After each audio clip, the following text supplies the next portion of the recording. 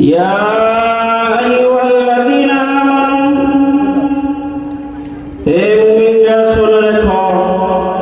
إن الله اشترى من المؤمنين أنفسهم যারা মুমিন দাবি করো আমি মুমিন, মুমিনের জান আল্লাহ তাআলা খরিদ করে নিয়েছেন। মুমিনের জান আল্লাহ তাআলা খরিদ করে নিয়েছেন। কিসের বিনিময়ে? আল্লাহ রব্বুল আলামিন বলেন, ইন্নাল্লাহ আশতারা মিনাল মুমিনিন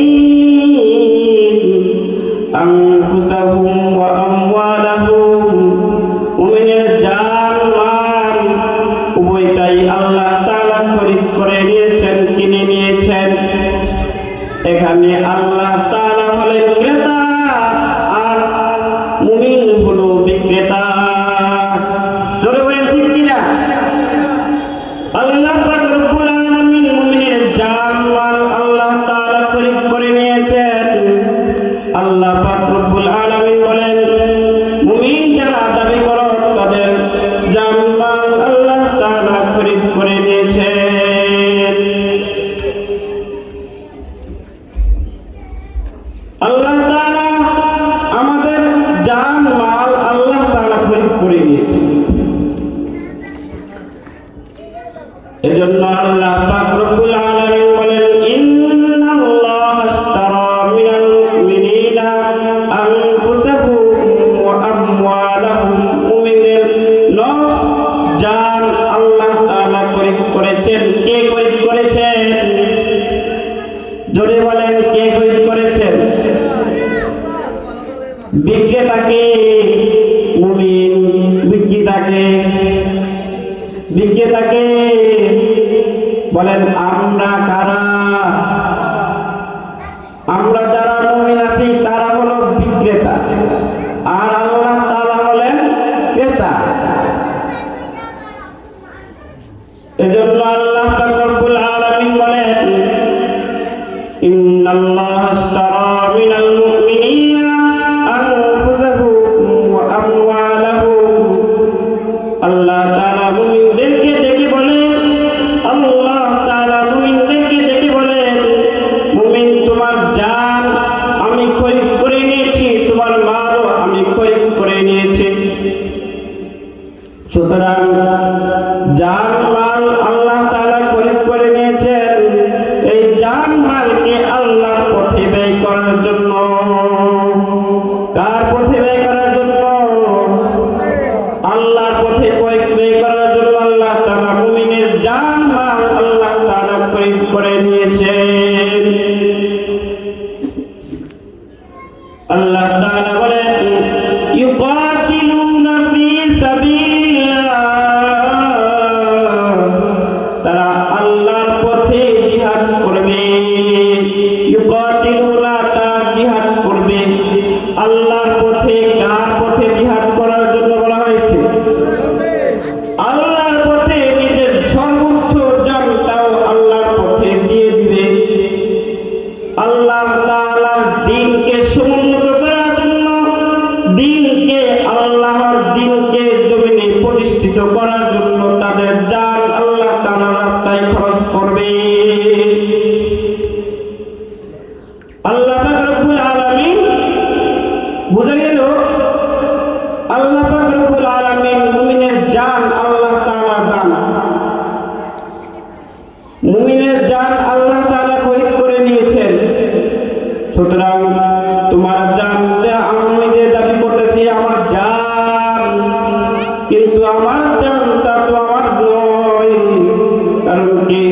আমার যে জানটা আমার ভিতরে থাকার কারণে, যে নিঃশ্বাস প্রশ্বাসটা আমার ভিতরে থাকার কারণে আমার এত দাম। আমার এই নিঃশ্বাস প্রশ্বাসটা যদি বন্ধ হয়ে যায়, তাহলে আমার এত এক পয়সার দাম থাকে না। আমাকে সবাই নাম ধরে ডাকে, আব্দুর রহমান, আব্দুল করিম, আব্দুল জব্বার। আমাকে সবাই সবাই নাম করে ডাকে, যখন আমার দেহ থেকে প্রাণটা উড়ে যায় তখন আমার নাম রে কেউ ডাকে না, ঠিক কিনা? এজন্য আল্লাহ পাক রব্বুল আলামিন বলেন, মুমিন তোমার জান কিন্তু তোমার জান নয়, তোমার মাল তোমার সম্পদ এটাও কিন্তু তোমার সম্পদ নয়। তোমার সম্পদটাও আমি আল্লাহ ধান, আমি আল্লাহ তোমার সম্পদটাও আমি তোমার থেকে খরিদ করে নিলাম, তোমার সম্পদটাও আমি তোমার থেকে খরিদ করে নিলাম। কারণ কি? তোমার সম্পদটাও তোমার না, কারণ তোমার মৃত্যুর পর তোমার সম্পদ আর তোমার থাকে না, ওয়ারিস সূত্রে তোমার ছেলে সন্তানের হয়ে যায়, ঠিক কিনা? আজকে যদি আমি মারা যাই, আমার সন্তান সন্ততি ছেলে মেয়ে আমার সম্পদের মালিক হয়ে যাবে, অটোমেটিক হয়ে যাবে। অথচ আমি তাদেরকে মালিকানা দিয়ে যাই না। অথচ আল্লাহ তাআলা বলতেছেন, মুমিন তোমার জান তোমার মাল আল্লাহর রাস্তায় খরচ করো। কার রাস্তায় খরচ করতে বলছে? আল্লাহ পাক রব্বুল আলামিন বলেন, মুমিন তোমার জান তোমার মাল আমি আল্লাহর রাস্তায় খরচ করো। তাহলে তোমার জান তোমার মাল আল্লাহর রাস্তায় খরচ করলে আল্লাহ তোমাদেরকে বিনিময় হিসেবে তোমাদেরকে জান্নাত দান করবে। তাহলে জান মাল কার রাস্তায় খরচ করতে হবে? জান দিছেন কি? জানের মালিক কি? আমাদেরকে সম্পদ দান করেছেন কে? সম্পদ দান করেন কে? সম্পদ ছিনিয়ে নেন কে? রাজত্ব দান করেন কে? রাজত্ব ছিনিয়ে নেন কে? এজন্য আল্লাহ পাক রব্বুল আলামিন বলেন, কুলিল্লাহুম্মা মালিকাল মুলকি তু'তিল মুলকা মান তাশা'উ ওয়া তু'ইজ্জু মান তাশা'উ ওয়া তুযিল্লু মান তাশা'উ বিয়াদিকাল খায়র ইন্নাকা আলা কুল্লি শাইইন কাদির। আল্লাহ পাক রব্বুল আলামিন বলেন, কুলিল্লাহুম্মা মালিকাল মুলক, এই পৃথিবীর যত রাষ্ট্র আছে, পৃথিবীর বিশ্ব জাহানের যত রাষ্ট্র আছে সব কিছু কার? জোরে চিল্লাই আওয়াজ দিয়ে বলেন কার? আল্লাহ পাক রব্বুল আলামিন বলেন, কুলিল্লাহুম্মা মালিকাল মুলকি তু'তিল মুলকা মান তাশা', তু'তিল মুলকা মান তাশা'। আল্লাহ পাক রব্বুল আলামিন যাকে ইচ্ছা তাকে রাজত্ব দান করেন। ওয়া তু'ইজ্জু মান তাশা', ওয়া তু'ইজ্জু মান তাশা'। আল্লাহ পাক রব্বুল আলামিন যাকে ইচ্ছা তাকে সম্মান দান করেন। ওয়া তুযিল্লু মান তাশা', এবং যাকে ইচ্ছা তাকে অপদস্থ লাঞ্ছিত করেন। তাইলে বুঝে গেল আল্লাহ পাক রব্বুল আলামিন সম্মান দান করার মালিক আল্লাহ, অসম্মানিত লাঞ্ছিত বঞ্চিত করার মালিক কে? আল্লাহকে একটু চিল্লাইয়া ডাক দিয়া বলেন আল্লাহ।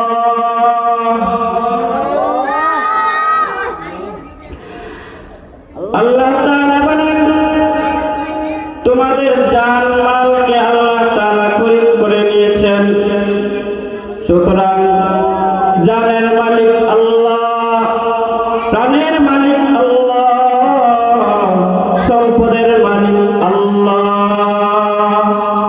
কে? এটা আমাদের বুঝে আসছে তো যে সব কিছুর মালিক কে? আল্লাহ। আল্লাহ পাক রব্বুল আলামিন বলেন, ইন্নাল্লাহা আশতারা মিনাল মুমিনিনা আনফুসাহুম বিআমওয়ালিহিম বিআন্না লাহুমুল জান্নাহ। জান্নাতের বিনিময়ে আল্লাহ পাক রব্বুল আলামিন মুমিনের জান মাল খরিদ করে নিয়েছেন। ইউকাতিলুনা ফি সাবিলিল্লাহ, তারা আল্লাহর রাস্তায় জিহাদ করবে, সংগ্রাম করবে, জিহাদ করবে। কার রাস্তায়? আল্লাহর রাস্তায়। আল্লাহর কথা বলতে বলতে তার মৃত্যু হবে। আল্লাহর দ্বীনকে সমুন্নত করার জন্য, ইসলামী রাষ্ট্রবিধান কায়েম করার জন্য, ইসলামী রাষ্ট্রবিধান কায়েম করার জন্য তার জান যাবে, প্রাণ যাবে। যেমন কিছুদিন আগে শরীফ হাজী ভাইকে হত্যা করা হয়েছে। কিসের কারণে? তার অপরাধ কি ছিল? অপরাধ এটাই যে সে আল্লাহর দ্বীনকে আল্লাহর জমিনে বাস্তবায়ন করতে চেয়েছে। ঠিক কিনা? যে সমস্ত কুলাঙ্গাররা,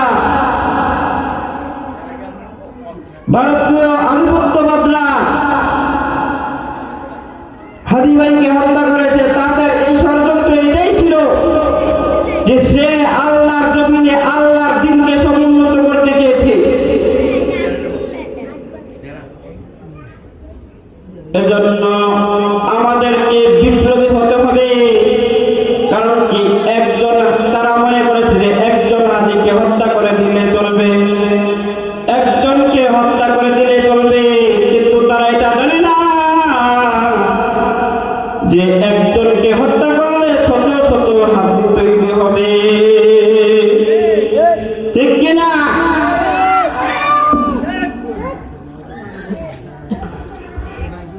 বিপ্লব মানে জীবন দেয়া, বসে থাকা নয়। সে কোনো দিন আসবে না রে, করো যদি ভয়। বিপ্লব মানে জীবন দেয়া, বসে থাকা নয়। সে কোনো দিন আসবে না রে, করো যদি ভয়। আসবে বিজয়, রক্ত আর জীবনের বিনিময়। আসবে বিজয়, রক্ত আর জীবনের বিনিময়। বিপ্লব মানে জীবন দেয়া, বসে থাকা নয়। সে কোনো দিন আসবে না রে, করো যদি ভয়। জিহাদের ওই ময়দানেতে যেতে তোমাকে হবে, প্রয়োজনে সব রক্তটুকু জমিনেই ঢেলে দেবে। জিহাদের ওই ময়দানেতে যেতে তোমাকে হবে, প্রয়োজনে সব রক্তটুকু জমিনেই ঢেলে দেবে। তবুও তোমায় লড়তেই হবে, মানিবে না পরাজয়। তবুও তোমায় লড়তেই হবে, মানিবে না পরাজয়। বিপ্লব মানে জীবন দেয়া, বসে থাকা নয়। সে কোনো দিন আসবে না রে, করো যদি ভয়। বিপ্লব মানে জীবন দেয়া, বসে থাকা নয়। সে কোনো দিন আসবে না রে, করো যদি ভয়। কোথা থেকে কোন বিঙ্গি শিশু কোন আমার দেশে এসে সেবার নামে বসলো জোরে মির্জাপুরের বেশে। কোথা থেকে কোন বিঙ্গি শিশু কোন আমার দেশে এসে সেবার নামে বসলো জোরে মির্জাপুরের বেশে। ওদের করতে নাস্তা নাবুদ হতে হবে নির্ভয়। ওদের করতে নাস্তা নাবুদ হতে হবে নির্ভয়। বিপ্লব মানে জীবন দেয়া, বসে থাকা নয়। সে কোনো দিন আসবে না রে, করো যদি ভয়। বিপ্লব মানে জীবন দেয়া, বসে থাকা নয়। সে কোনো দিন আসবে না রে, করো যদি ভয়। বলে ঠিক কিনা? এজন্য বিপ্লবী সমাজ গঠন করতে হলে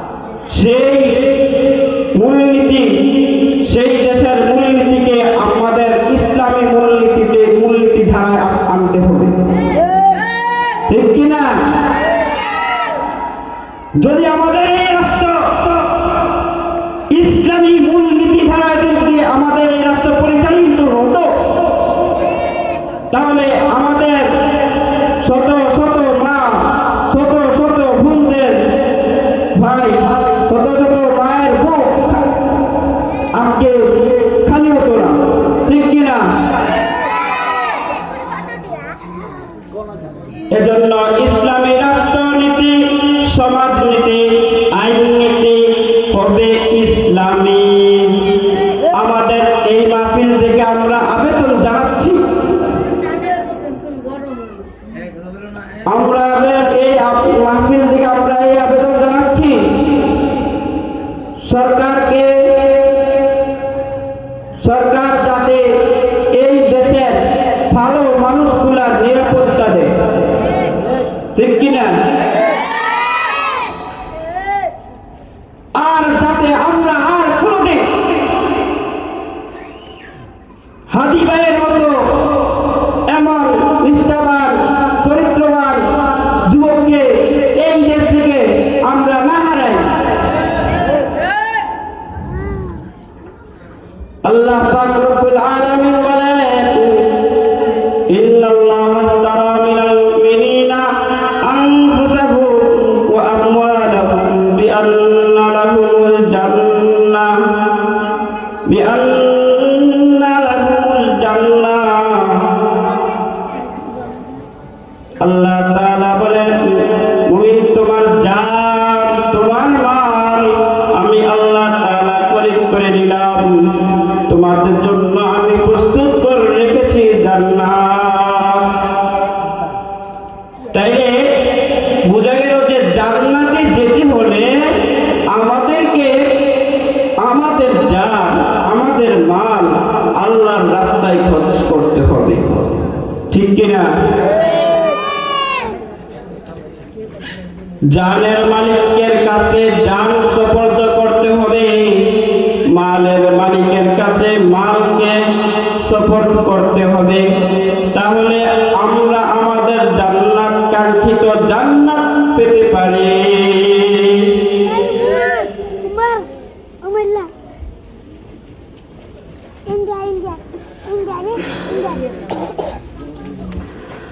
জান্নাতের নিয়ামত কেবল আল্লাহ পাক রব্বুল আলামিন রাসূলুল্লাহ সাল্লাল্লাহু আলাইহি সাল্লামের মাধ্যমে আল্লাহ তাআলা জানিয়ে দিয়েছেন, মা লা আইনুন রাআত ওয়ালা উযুনুন সামিআত ওয়ালা খাতারা আলা কলবি বাশার। জান্নাতে এমন এমন নিয়ামত আল্লাহ তাআলা দান করবেন, আল্লাহ পাক রব্বুল আলামিন তার রাসূলের মাধ্যমে, তার হাবিব, প্রিয় হাবিবের মাধ্যমে আল্লাহ পাক রব্বুল আলামিন বলেন, জান্নাতের এমন এমন নিয়ামত আমি আল্লাহ দান করব, মা লা আইনুন রাআত, যা